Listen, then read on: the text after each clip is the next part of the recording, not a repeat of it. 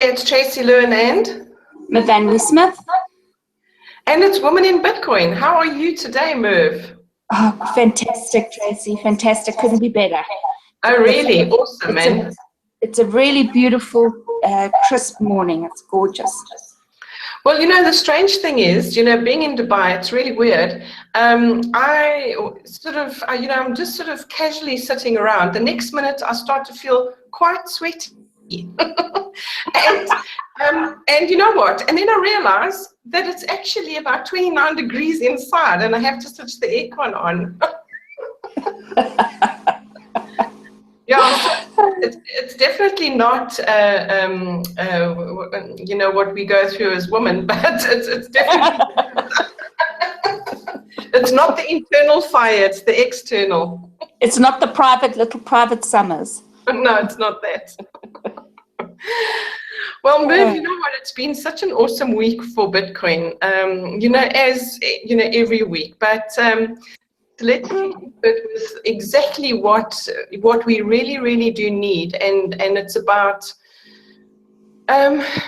enriching ourselves, really. And over to you, Merv. Thanks, Tracy. You know what? What I've found, not just listening to other people, but you can see within yourself the way that you talk to yourself. How many times are you trying to do something? Say, for instance, you're typing a letter and then you type it wrong and you say, "Oh, you idiot." Or you want to go and try something new and you think, "Oh, geez, I don't think I can do that. I've never done that before. No, I don't have it in me." What we find is the reason for that is the way that we think. It's our self-talk. It's the stuff that's going on in our head. And we all have this inner voice. And you might say, well, what do you mean that inner voice? It's that very voice that said, what is that inner voice? That's your inner voice. Mm-hmm. So it's that voice that continually talks to you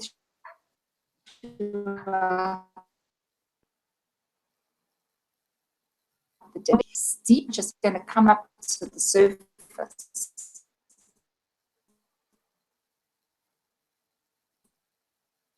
That's our belief systems are sort of turned upside down, and they're not where they could possibly be that would bring out our full potential.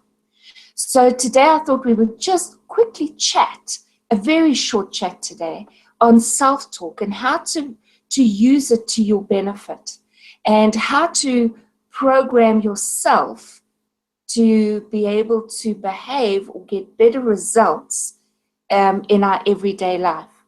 So let me give you a negative side of this, okay? So we're talking about the self-talk, which is what I think. And in the diagram, you'll see that what I think then becomes what I believe. And then what I believe then ends up in a behavior, okay? So I was listening to Robin Banks the other day, and in fact, this little slide comes from him, adapted by my dear friend Tracy. Thank you, Robin.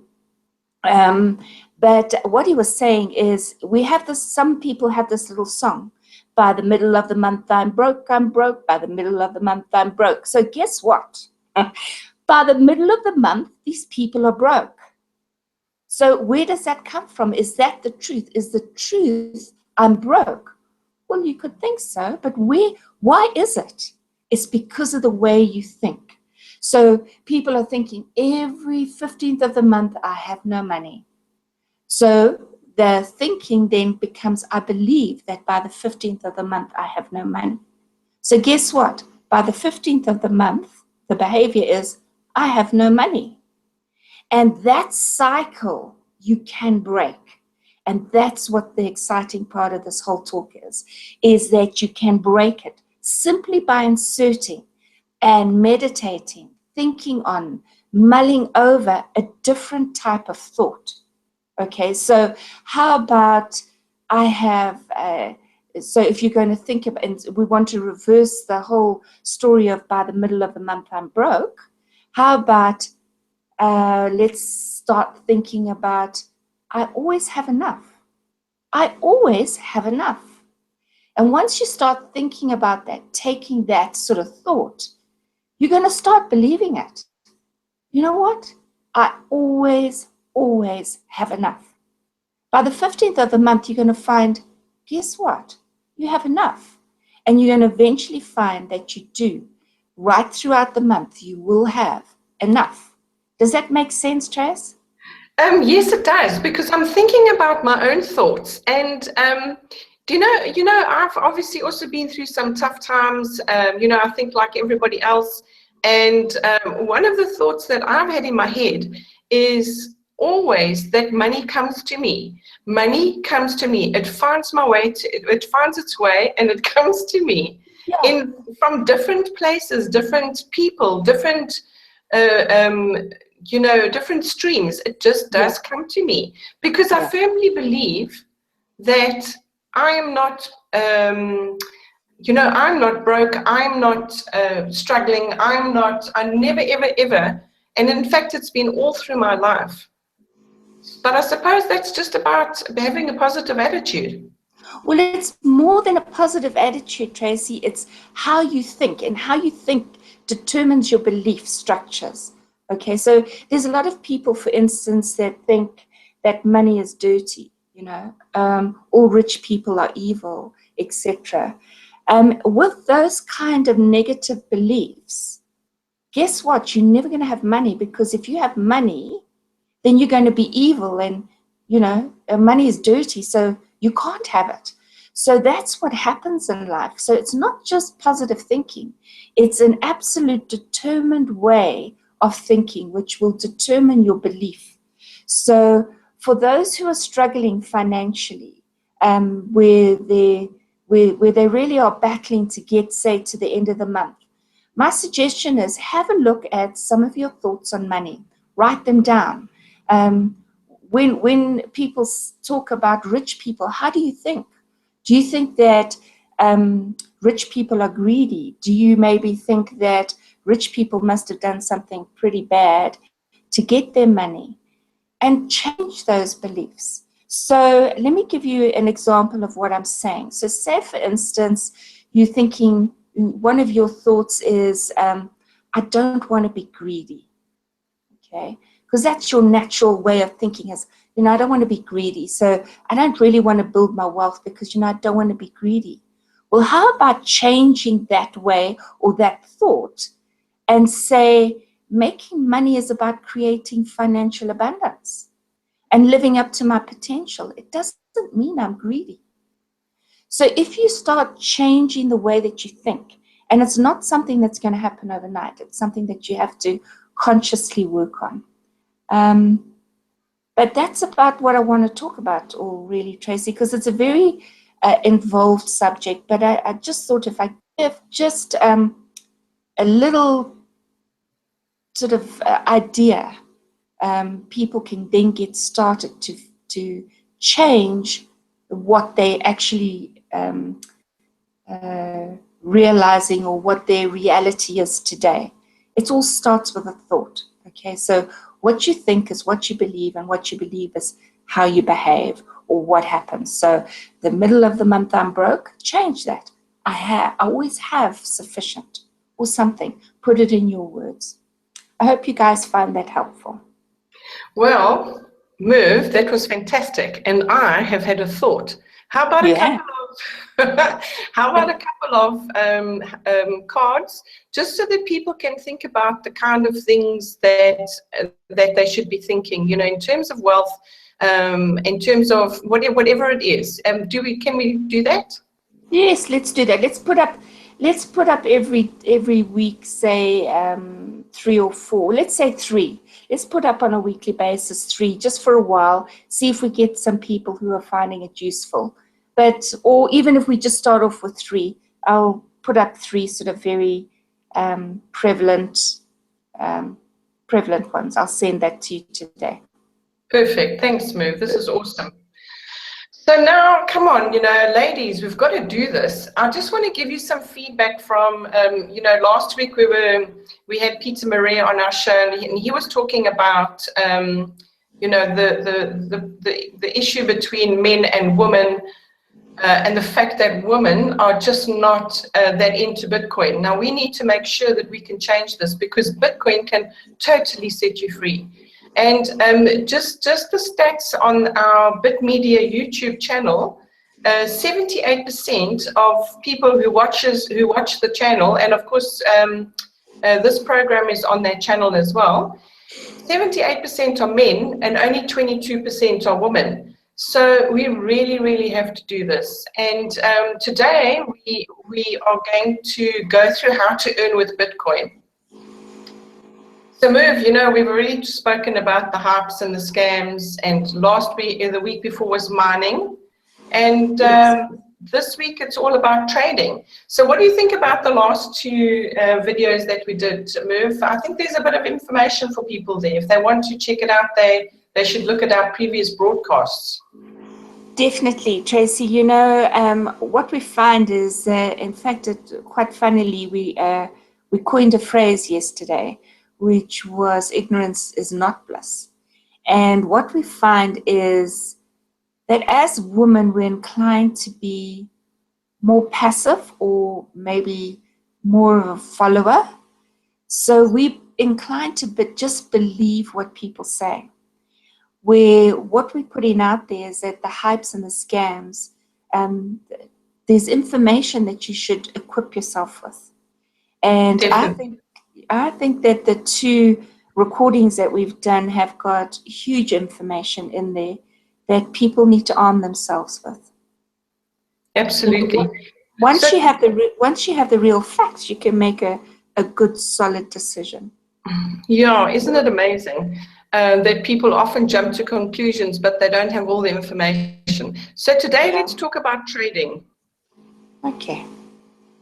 Definition of trading: the action or activity of buying or selling of Bitcoin to individuals, companies, or institutional investors. Pretty simple. You know, trading is trading, but you know, obviously with us, it's going to be all about Bitcoin. So these are the ways to trade. You know, obviously there's always going to be private. Then we're talking about direct trade, exchange trade, and peer-to-peer trading marketplace. And we're going to go through each one of these and just discuss it. So the first thing that both done that we know. Merv, you there? Yes, Tracy. Yes, I'm here. Okay. You just broke up a little bit.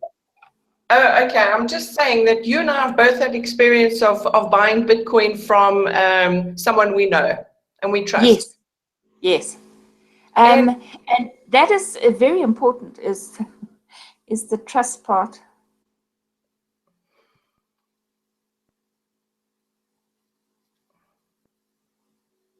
Tracy, I don't know where you've gone. Okay, Merv, I'm here. I can hear you now. You just dipped off for a bit. Okay. Okay, so we're talking about very important to trust, because obviously we had one instance where somebody put a substantial amount of money in another person's credit card account, and the credit card account, it just took forever to get into that account, and obviously they wouldn't release the Bitcoin, but it was a little bit of an anxious time.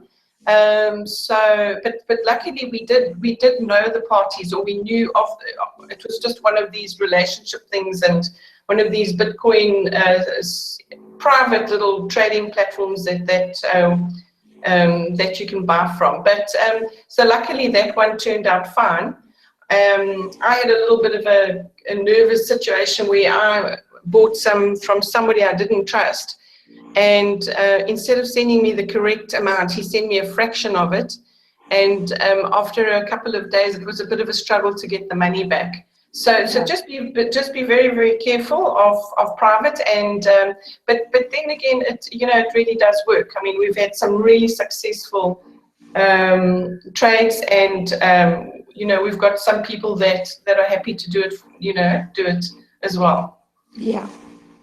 But the face-to-face thing actually also goes into this direct trade, because direct trade is it's actually just it's a platform. So it's a website that's got a bit of a structure to it. You know, you have to register either as a buyer or a seller, and they do require your documents, your KYC documents. By the way, anybody not knowing what KYC is, it means know your customer.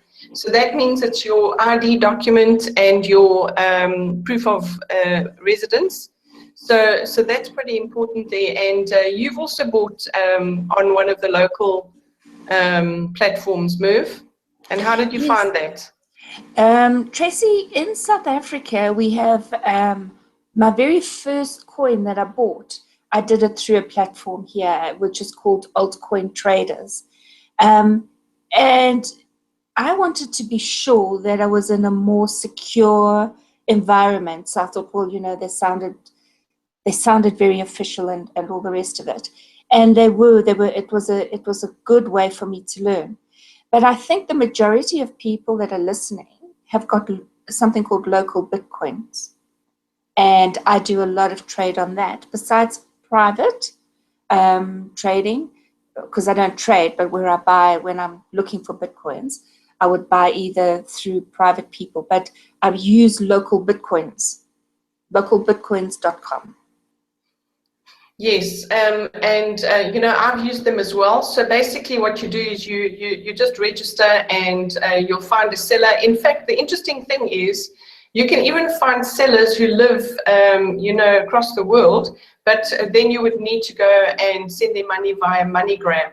Some people who are more local, you can just do a transfer into their bank account.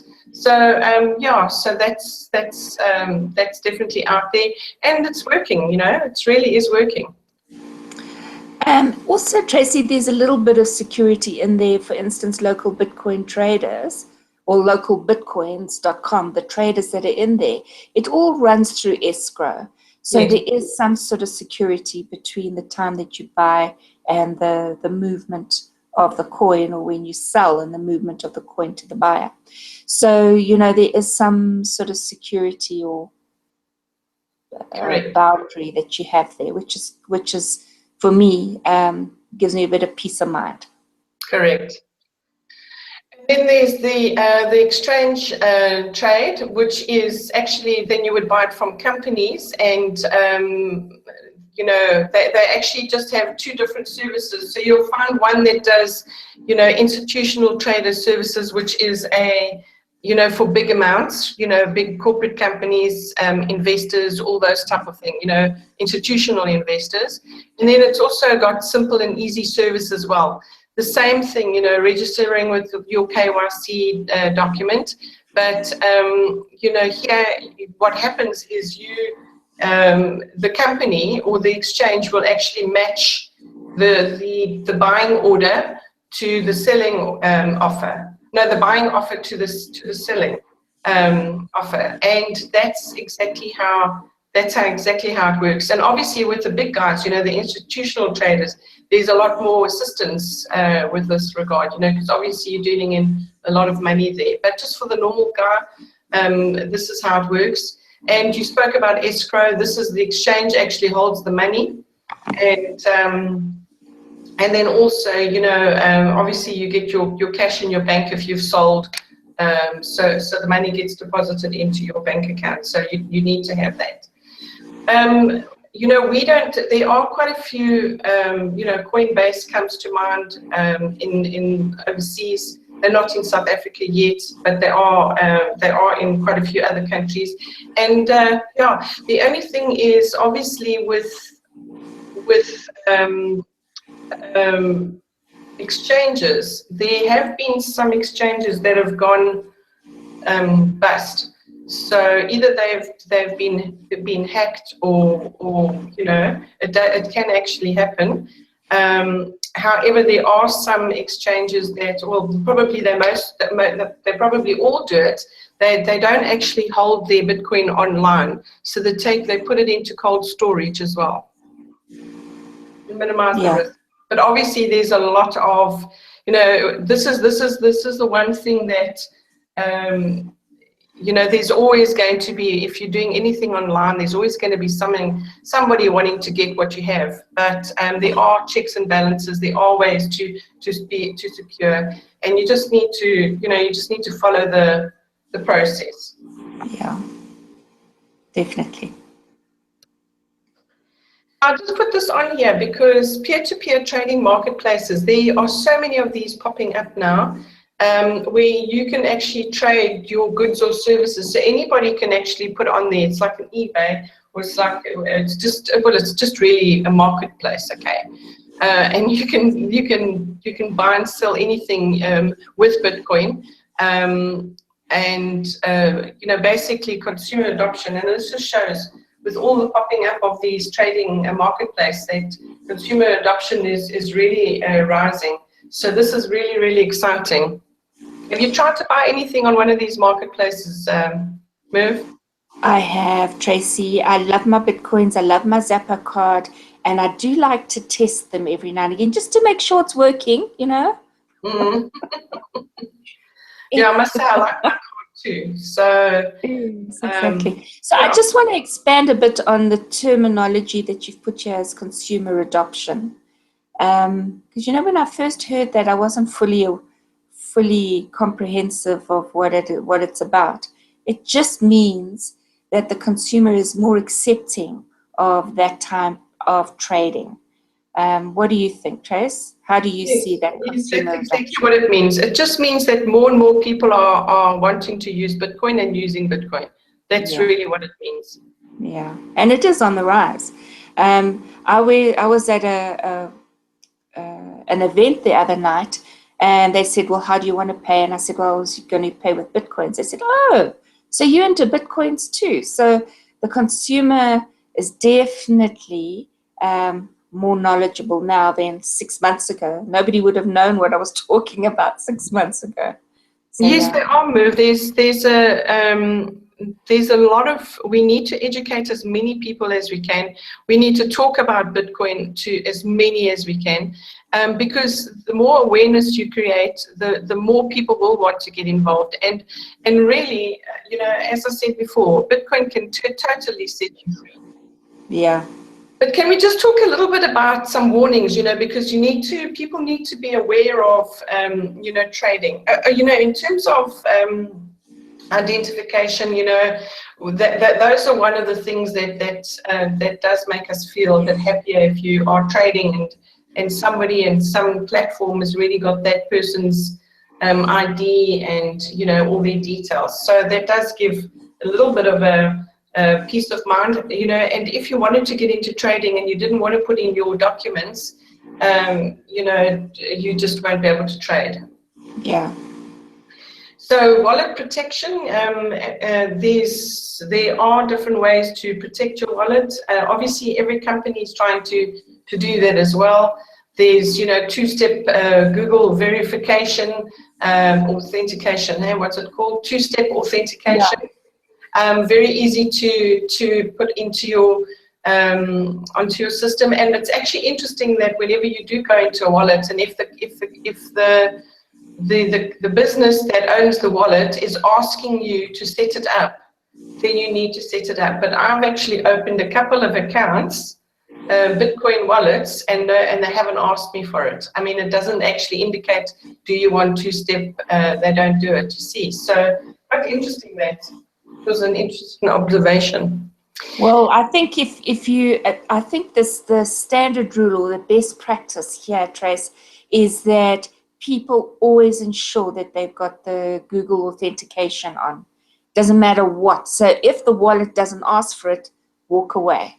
Yes. Just walk away. That to me is that's the red flag, and that's what you should be doing.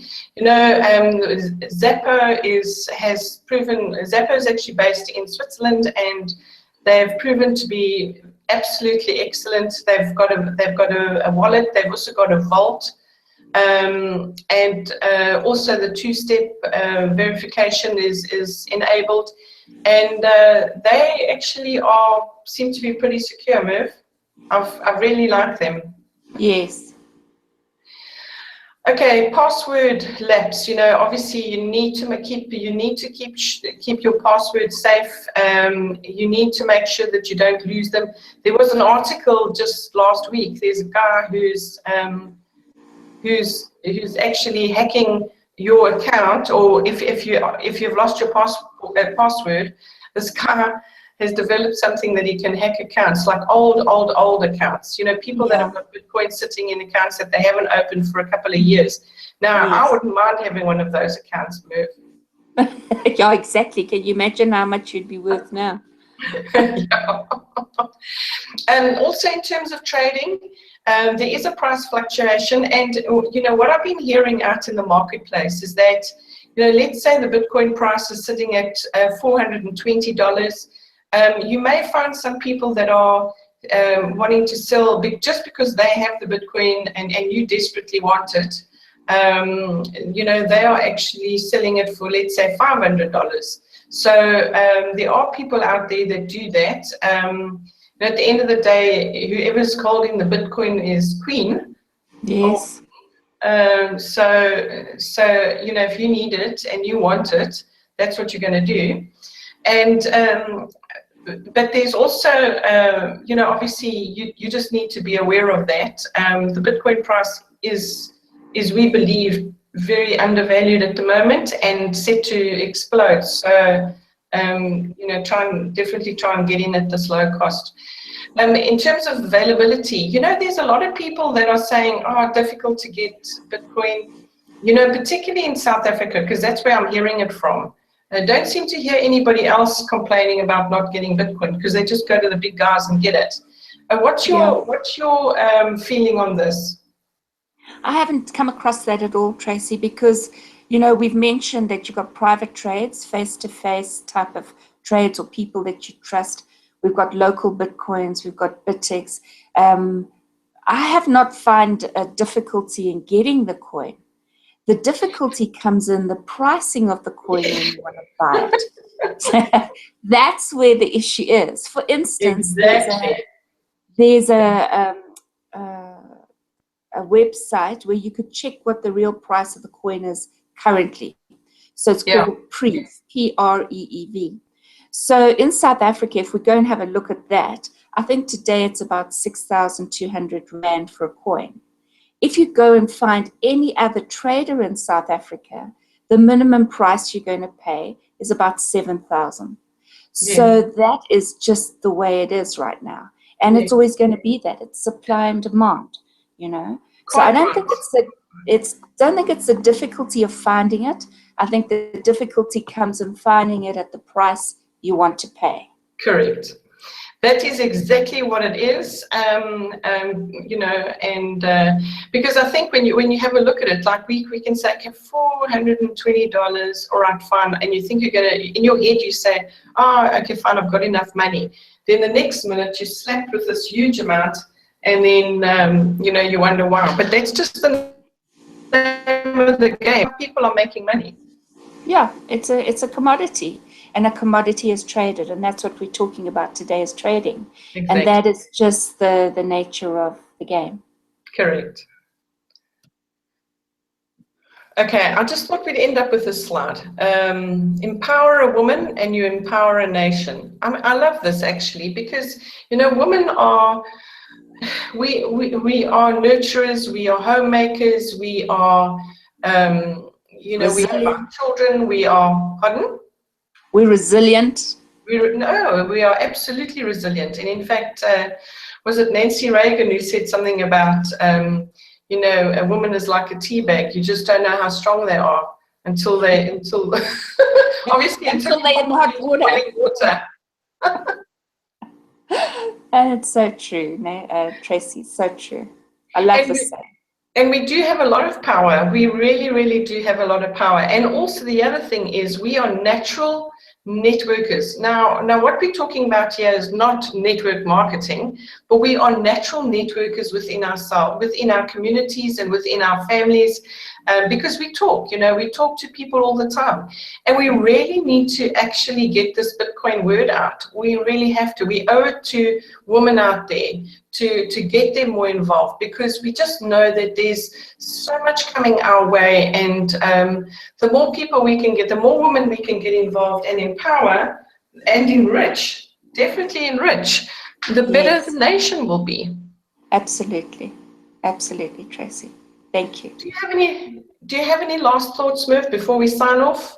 No, just remember that, just to quickly recap, the reality is how we think is how the end result will be. So if we can change our thinking, and we can, because we have the power to do that, we can insert a thought into our mind and stick with that thought. So we will put up a card on that. Then trading, please, if you're trading face-to-face with somebody or doing a private trade, do it with somebody you trust. Preferably in something like local Bitcoin, especially if you're new, local Bitcoin, something like that. And that as women, we truly do have the power to change a nation and to empower a nation. And you know how it starts, Tracy? By the person next door with your own family. That's where we start. Yes, exactly. I love it. Thank you so much for that recap, Move. So I'll see you next week. Have a fantastic weekend, and a happening Bitcoin week. Woohoo! There we go. Thanks, Tracy. Bye, guys. Bye.